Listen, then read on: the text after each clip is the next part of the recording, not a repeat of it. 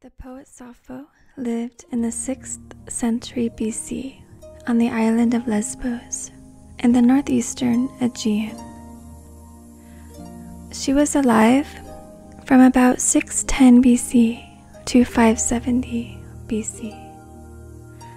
She came from a family of wealthy merchants. Her brother exported the renowned wine of Lesbos to Egypt. He was reputed to have married a wealthy Egyptian woman.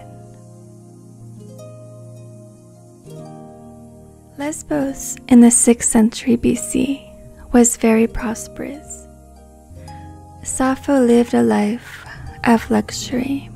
She loved beautiful clothes and ornaments.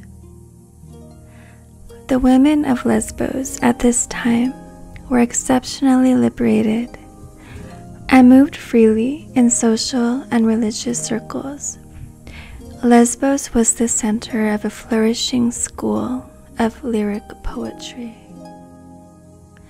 Aside from writing a large amount of exquisite poems, it is difficult to say what Sappho's actual occupation was. There is evidence that Sappho may have been part of a circle of women who were priestesses of the goddess Aphrodite, which in that time and place may have implied ritual prostitution. She also boasts of having trained a champion runner. Elsewhere, she claims to have invented a particular kind of garment. In yet another source, her daughter complains that she can't focus on her weaving due to being overly sexually aroused. So Priestess, sacred whore, athlete, fashion designer, or weaver, Sappho may have been any or all of these at some point in her life. We simply do not know. There are no contemporary portraits of Sappho, but it is said that she was short and dark. After her death, she was portrayed on coins, medallions, vases, and in statuary. There were 2 famous statues of Sappho in Antiquity, both which have disappeared. Sappho was exiled for a time in Sicily. This is the only event in her life for which there is actual documentary evidence. An inscription cut in a block of marble gives a chronology of events from the 16th to the 3rd century BC. The chronology states that Sappho fled from Lesbos to Sicily when Aristocles ruled the Athenians. The reason was due to a political upheaval in Lesbos. It is rumored that she flung herself off of the Leucadian promontory because of unrequited love for a beautiful boatman named Phaon. But this is completely unsubstantiated, as well as out of character for her. However, this myth formed the basis for several romantic poems about her as late as the Renaissance. Sappho the poet was an innovator. At the time, poetry was principally used in ceremonial contexts and to extol the deeds of brave soldiers. But Sappho had the courage to use the first person in poetry and to discuss deep human emotions, especially the erotic, in ways that had never been done before.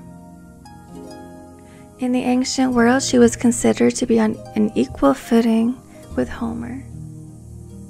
Her poetry was collected 300 years after her death at the Library of Alexandria in 9 books.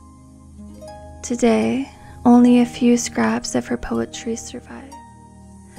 Some small fragments have been found wrapped around mummies in Egypt. These have been identified only because of Sappho's distinctive literary style.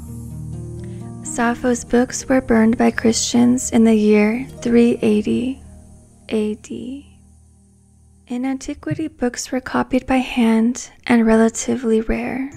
There may have been only a few copies of her complete works in existence, destroyed by the bonfires. The bonfires of the church destroyed many things, but among the most tragic of their victims was the poetry of Sappho. The reason that the church wanted Sappho's works eradicated is uncertain, but it probably had something to do with the subject matter of her poems. It was probably her reputation for promiscuity which brought her reproach in the early Christian era. While popular culture to this day employs Sappho in ancient Greece as a code word for homosexuality, the truth of the matter is that Sappho was probably bisexual, not lesbian in the sense of the word today. Moreover, nobody made a big deal of her sexuality until nearly 2,500 years after she died. There is no historical record of Sappho having an extended relationship with a woman, nor any explicit poetry of hers which depict lesbian sexuality. The reputation of Sappho in the 20th century, based on her supposed exclusive preference for women, is a self-perpetuating myth which has completely obscured the real value of her work. Some of the most hauntingly beautiful and evocative poetry that has ever been written. What is clear is that Sappho had a passionate, romantic, and erotic life, which was integrated with her devotion to the goddess Aphrodite.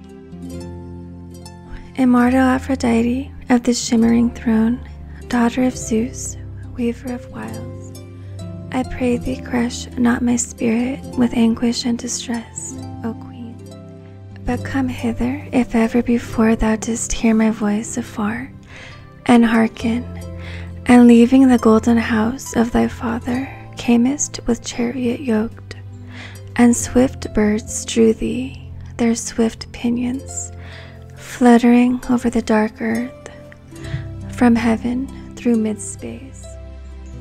Quickly they arrived, and thou blessed one with immortal countenance smiling didst ask, what now is befallen me, and why now I call, and what I in my heart's madness most desire? What fair one now wouldst thou draw to love thee, who wrongs thee, Sappho?